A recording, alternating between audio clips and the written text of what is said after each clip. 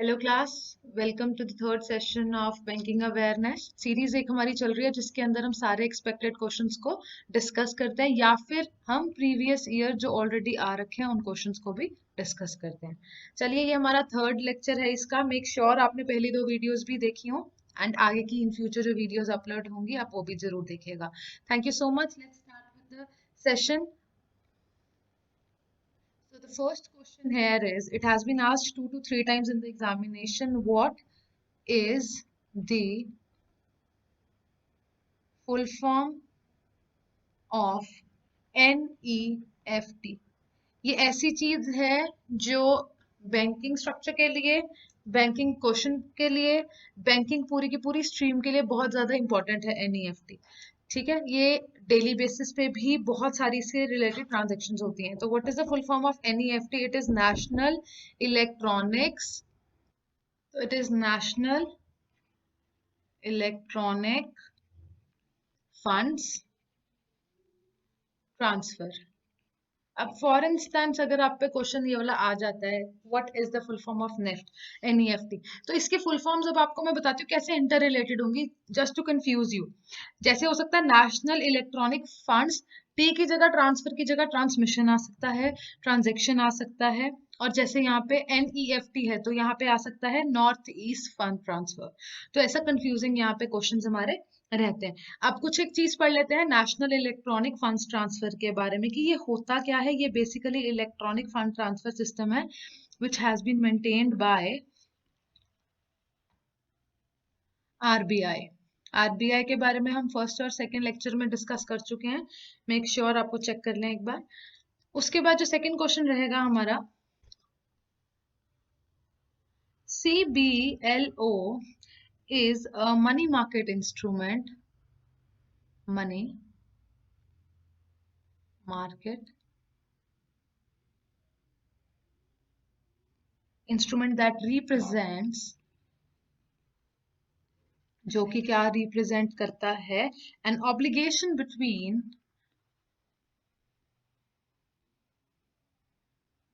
A borrower and a lender. तो अब हमें यहाँ पे बताना है कि जो सीबीएलओ है इसमें B stands for what? B stands for what? ठीक है, तो पहले क्वेश्चन को समझेंगे कि सीबीएलओ कोई चीज होती है, क्या चीज होती है? It is a money market instrument. ये मनी मार्केट के इंस्ट्रूमेंट्स होते हैं। There are two markets available financial उसमें मार्केट में, एक होती है मनी मार्केट, दूसरी होती है कैपिटल मार्केट। तो जो वो कह रहे हैं सीबीएलओ है ये मनी मार्केट इंस्ट्रूमेंट है जो कि रिप्रेजेंट करता है एक ऑब्लिगेशन को, जो ले रहा है और जो दे रहा है, दोनों के बीच की। तो वो पूछ रहे बी स्टैंड्स फॉर व्हाट। अब ऐसे कंफ्यूजिंग क्वेश्चन वहां पे रेज करे जा सकते हैं। आपको पूरी सीबीएलओ की नहीं बतानी, सिर्फ बी की बतानी है। तो यहाँ पे ऑप्शंस मैं आपको देके बताती हूँ एक बार। जैसे bond, balance, bail out, borrowing, and in the end it is none of the above. Fine, this is option number A, B, C, D and E. अब आपको इसमें से बताना है कि बी स्टैंड्स फॉर व्हाट। तो आपको इसके लिए पहले सीबीएलओ की क्या पता होनी चाहिए? इंफॉर्मेशन पता होनी चाहिए। सीबीएलओ है क्या, इसकी फुल फॉर्म क्या? इट इज कोलेटरलाइज्ड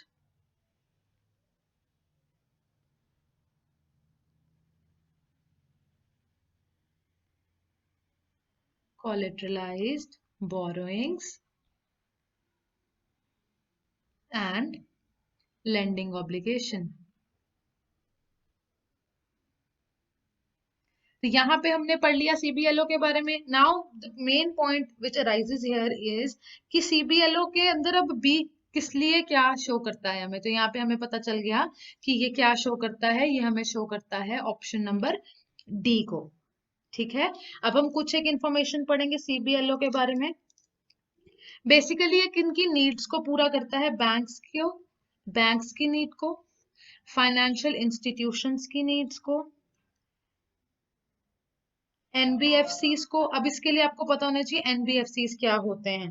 तो make sure you study about them as well. हम आगे वाली वीडियोस में जरूर डिस्कस करेंगे। वैसे मैं अभी के लिए आपको एनबीएफसी की फुल फॉर्म बता सकती हूँ। It is NBFC is non banking, financial companies। तो ये हमने पढ़ ली इसकी भी फुल फॉर्म। तो इन सबको मनी प्रोवाइड करने के लिए ये क्या करता है, ये हेल्प करता है between a borrower and a lender. उसके बाद अगला जो हमारा क्वेश्चन है यहाँ पे, question number third of the day, that is what is the full form of IFSC. IFSC की क्या फुल फॉर्म रहेगी, आपको वो बताना है। तो यहाँ पे इसकी जो फुल फॉर्म होती है that is Indian financial system code. ये थी इसकी फुल फॉर्म। अब ये बेसिकली होता क्या, इंडियन फाइनेंशियल सिस्टम कोड। तो कोड आ रहा है पीछे, इससे हमें ये तो पता चल गया कि इट इज सम और the other kind of a code. ठीक है, अब ये कोड होता है बेसिकली, जो क्वेश्चन इसके बारे में या तो इसकी फुल फॉर्म आती है, या फिर ये आ सकता है कि कितने इसके अंदर अल्फाबेट्स होते हैं या नंबर्स होते हैं, कि ये टोटल कितना इसके अंदर चीजें आती हैं इस कोड के अंदर, आईएफएससी के अंदर। तो just to let you know, it is 11 digit alpha numeric code. Fine. उसके बाद क्या होता है, this has been assigned by RBI to identify every bank branch participating in payment system uniquely। For example, अब यहाँ पे पेमेंट सिस्टम के अंदर हम चेक का एग्जाम्पल ले लेते हैं। तो जब भी ये चेक ने एक चेक कोई हमें इशू करता है, उसके बाद हम उसको डिपॉजिट कराते हैं, फिर वो क्लियरिंग हाउस में जाता है, उसके बाद वो हमारे पास उसका मनी ट्रांसफर होता है। तो एक ये पूरा प्रोसेस होता है, उस प्रोसेस के अंदर कुछ ना कुछ हमें क्या कोडिंग डिकोडिंग चलती रहती है। तो उसके अंदर एक ये कोड लगता है किसी भी ऐसी ट्रांसफर के अंदर, 11 डिजिट अल्फा न्यूमेरिक कोड, जिसको हम बोलते हैं आईएफएससी। अब इसके अंदर होता क्या है, ये every branch has its own IFSC, क्योंकि वो यूनिक होना चाहिए। यूनिक मतलब क्या होता है, इट शुड बी डिफरेंट, ताकि आइडेंटिफाई करा जा सके कि कौन सी बैंक की कौन सी ट्रांसफर है। Next question with us is question number 4 and it is the full form of AML। AML बहुत इजी होता है, it is anti money laundering. अब ये होता क्या है, it refers to the laws, regulations and procedures intended to prevent criminals from prevent criminals from disguising illegally obtained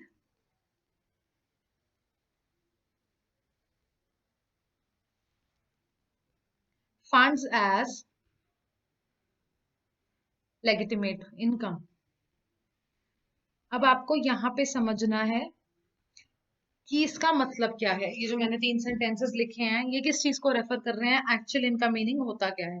पहले हम वर्ड पे जाएंगे which is anti money laundering. तो इसके अंदर हमने फुल फॉर्म पढ़ ली कि इसकी फुल फॉर्म होती है कि एंटी मनी लॉन्ड्रिंग। एंटी का मतलब is always against the thing. Fine. हमेशा क्या होता है, किसी चीज के अगेंस्ट जो होता है उसको हम बोलते हैं anti.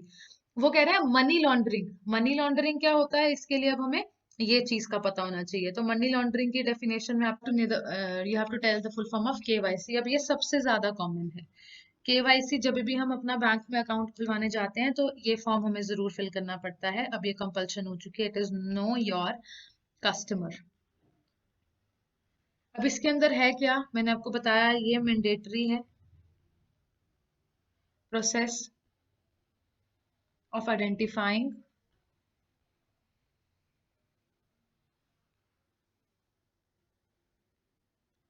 is the mandatory process of identifying and verifying the identity of the client, the identity of the client when opening an account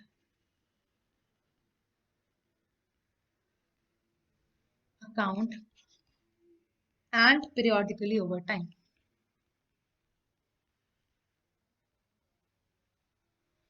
अब यहाँ से हमें क्या चीज समझ में आ रही है कि एक ये प्रोसेस है जिसको मैंडेटरी करा गया है, जिसको हमें बेसिकली क्यों करवाया जाता है, ताकि बैंक जो है हमारी आइडेंटिटी को, जो भी हमारी हमने इंफॉर्मेशन प्रोवाइड की है, for example or personal information, or Aadhaar card and so on, उस चीज को वो वेरीफाई करते हैं through this particular form, and with time they can again ask us to fill that particular form. Next question देखेंगे। You have to tell the full form of IBA. It is Indian Bank Association.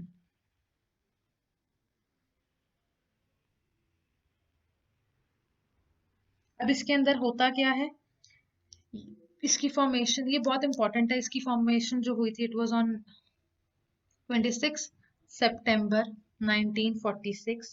और ये है क्या basically, ये एक represent करती है body, representative, it is a representative body of management of banking in India,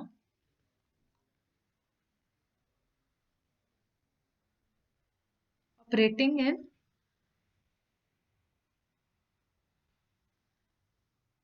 it is a representative body of management of banking in India, operating in India only. Fine. अब ये है कहाँ पे based, ये है मुंबई में बेस्ड। अब ये है क्या एसोसिएशन जो है, ये एक तो हो गए हमारे बैंकिंग सिस्टम इन इंडिया, दूसरा है ये फाइनेंशियल इंस्टीट्यूशंस के लिए भी। Fine, I hope now every of the point here is clear to you. इसकी फॉर्मेशन याद कर ली, 26 सितंबर 1946 हुई थी, ये पढ़ लिया कि ये पढ़ लिया कि ये ऐसी रिप्रेजेंटेटिव बॉडी है जो कि मैनेज करती है बैंकिंग सिस्टम और फाइनेंशियल इंस्टीट्यूशंस को, जो भी इंडिया में ऑपरेट कर रहे हैं उनके लिए। फाइन, अगला क्वेश्चन जो है हमारा, that is you have to tell the full form of BBR। अभी मैं ये आपको करा रही हूँ, but just to let you know, इसके अंदर मैंने कुछ एक फुल फॉर्म्स लिए हैं आज 10 के करीब, which I want you to learn. And ऐसे ही हम लेक्चर्स में 2-3 लेक्चर्स के गैप पे ऐसी एब्रीविएशंस और इंट्रोड्यूस करती जाऊंगी मैं आपको, सो दैट एकदम से लर्न करना थोड़ा डिफिकल्ट रहता है, वो ईजी रह जाए आपके लिए। Make sure you are making all the notes, so that आपका जब एग्जाम होगा तो सारी वीडियोस देखना पॉसिबल नहीं हो पाता। Fine, let's get back to the lecture. BBR क्या होता है? It is the bank base rate. अब ये होता क्या है? This is the minimum rate of interest that is set by a country's central bank, that is set by a country's central bank for lending a loan. Now I'll explain you ये होता क्या है। Bank base rate, पहले तो हम नाम से थोड़ा सा ढूंढने की कोशिश करते हैं। एक बैंक का बेस रेट, बेस क्या होता है? किसी भी चीज का जो नीचे जिस पे वो स्टैंड करता है वो बेस उसको बोलते हैं। रेट होता है कोई भी इंटरेस्ट रेट या any type of rate which is being charged. तो it is now minimum rate of interest, कम से कम ऐसा रेट ऑफ इंटरेस्ट जो कि सेट करा जाता है एक कंट्री के सेंट्रल बैंक की तरफ से। किस लिए? ताकि जो लोन दिया जा रहा है उससे कम रेट पे ना दिया जाए। अब पहली बात तो, हमारे कंट्री का सेंट्रल बैंक कौन है? That we discuss almost in every video, that is RBI। RBI क्या है? सेंट्रल बैंक है इंडिया का। उसी तरीके से हर कंट्री का अपना एक सेंट्रल बैंक होता है। अब RBI ने डिसाइड किया कम से कम लोन इतनी अमाउंट आपको सभी बैंक्स को रखनी पड़ेगी। कंट्री के हर बैंक का एक ही होगा base rate, bank base rate, that is being decided by RBI। वो क्या होता है? वो होता है bank base rate. Fine, next question is what is SLR? Again a very important thing, it is statutory liquidity ratio. तो अब ये होता क्या है statutory liquidity ratio? Bimonthly हमारी एक पॉलिसी निकलती है। बाय मंथली मतलब वंस इन 2 मंथ्स एक पॉलिसी निकलती है, मॉनेटरी पॉलिसी बोला जाता है उसको। उसके लिए एक कमेटी बैठती है which is monetary policy committee. Bimonthly वो ये निकालते हैं, और उसके बाद क्या होता है, उसके अंदर जो मॉनेटरी पॉलिसी निकलती है उसके अंदर बहुत सारे रेट्स होते हैं जिनको डिस्कस किया जाता है, जो चेंज होते हैं मोस्टली एवरी बाय मंथली, जैसे भी निकलेगी एवरी पॉलिसी जो निकलती है बाय मंथली उसके अंदर वो चेंज होते हैं। तो अब एसएलआर इस टाइम कितना चल रहा है हमें वो पता होना चाहिए। ऑल द टाइम हमें इसकी इंफॉर्मेशन होनी बहुत ज्यादा जरूरी रहती है। उसका मतलब क्या होता है वो पता होना चाहिए। एसएलआर के साथ और कौन से रेट्स ऐसे हैं जो कि डिस्कस करे जाते हैं, हमें वो भी पता होना बहुत ज्यादा जरूरी है। तो आपको उसके लिए इंफॉर्मेशन पहले होनी चाहिए। Repo rate, reverse repo rate, bank rate, etcetera, ऐसे कुछ एक रेट्स होते हैं। तो इस बार का पहले एसएलआर हमें पता होना चाहिए विच इज 18.00%। रेपो रेट भी ऐसे मैं आपको बता देती हूँ, it is 4%। But the point is आपको सब सारे के सारे जो ये रेट्स हैं इनकी पता होना चाहिए व्हाट आर दीज, इनकी परसेंटेज जो है प्रेजेंट, आपको करंट वाली इंफॉर्मेशन होनी बहुत ज्यादा जरूरी होती है। अब एसएलआर जो होता है it is statutory liquidity ratio, और ये क्या है, ये मॉनेटरी पॉलिसी टूल होता है। It is a monetary policy tool. तो ये क्या करता है, ये टूल होता है किसका, आरबीआई का। और ये किस में हेल्प करता है, ये यूज करा जाता है to assess the liquidity at the bank's disposable, at the bank's disposal। Fine, अगला क्वेश्चन देखेंगे। अगला है what is the full form of RTGS. तो आरटीजीएस इज सिमिलर टू जो हमने क्वेश्चन नंबर 1 किया था शायद, एनईएफटी, उससे रिलेटेड है ये। आरटीजीएस की फुल फॉर्म रहेगी real time gross settlement.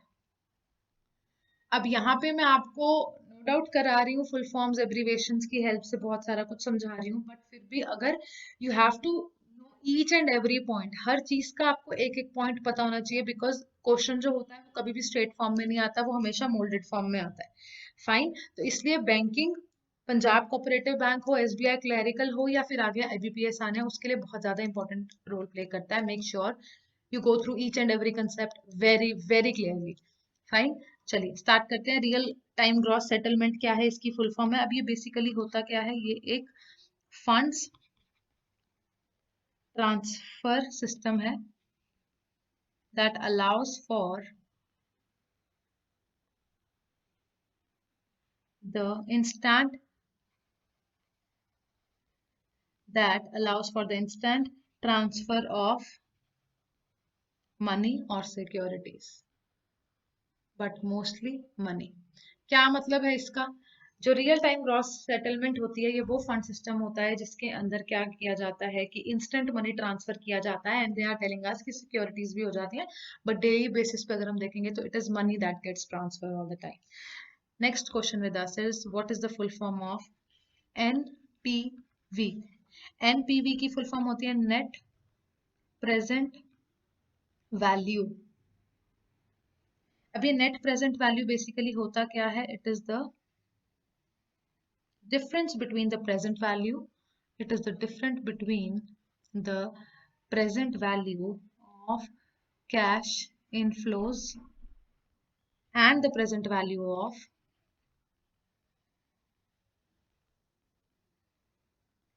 cash outflows over a period of time।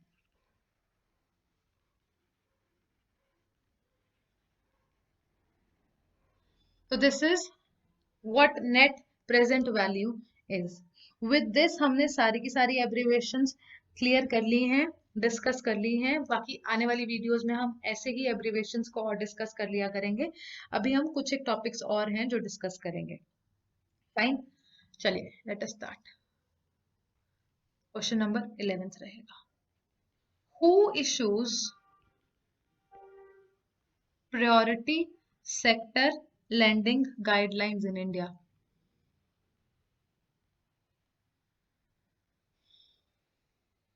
यहाँ पे पहले मैं इसकी फुल फॉर्म भी लिख देती हूँ, पीएसएल। इसकी फुल फॉर्म भी पेपर में पूछी जा चुकी है एक बार, प्रायोरिटी सेक्टर लैंडिंग्स। अब क्वेश्चन क्या है यहाँ पे कि ये इनको पीएसएल जो होता है उसको इशू कौन करता है। तो पहली बात आपको पता होना चाहिए पीएसएल होता क्या है। It is priority sector lendings. Fine. अब ये है क्या, ये बहुत ज्यादा इंपॉर्टेंट रोल प्ले करता है बैंक के लिए, क्योंकि बैंक अपना एक स्पेसिफाइड एक उन्होंने बांध रखा होता है, उतना पोर्शन बैंक का अपना वो है, वो लेंड करता है स्पेसिफिक एरियाज में। अब मैं वो एरियाज एक बार आपको बता देती हूँ। Agriculture, students, for education, weaker section of the society,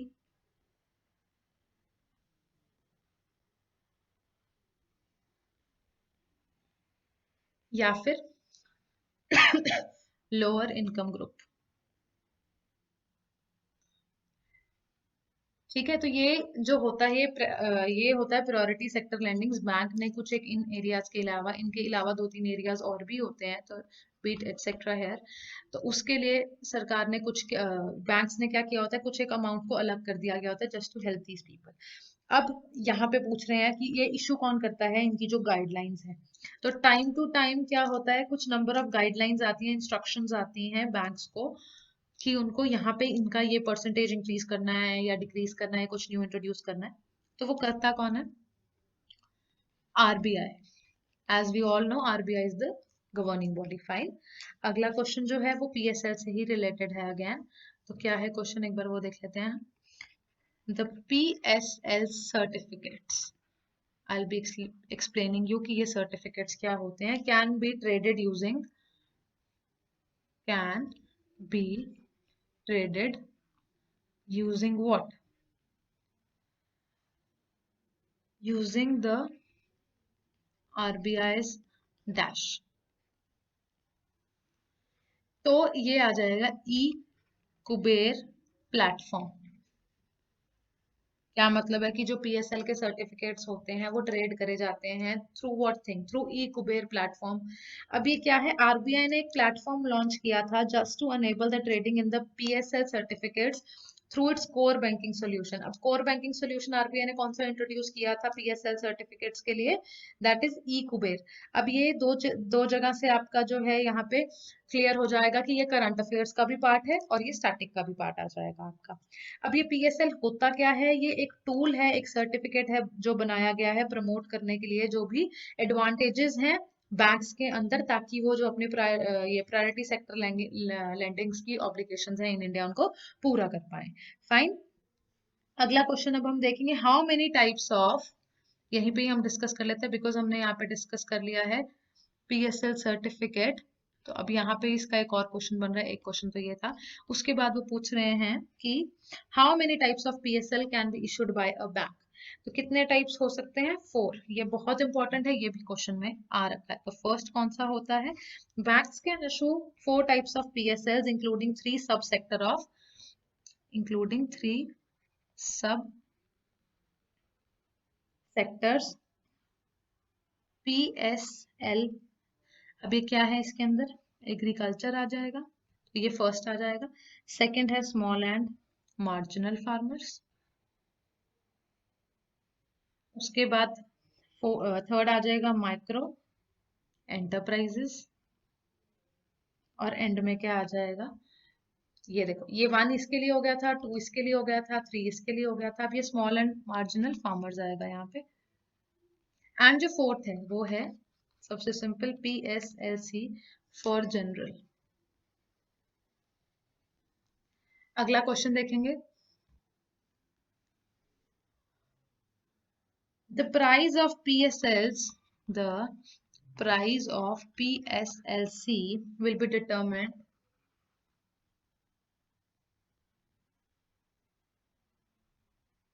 on basis of what, on dash basis। obviously हमारी इकोनॉमी किस पे चलती है, डिमांड एंड सप्लाई बेसिस पे। तो ये भी जो पीएसएल सर्टिफिकेट्स होते हैं ये भी इस पे ही चलते हैं। The price of PSLs will be determined on the basis of demand and supply that will be reflected in the auction under the RBI's.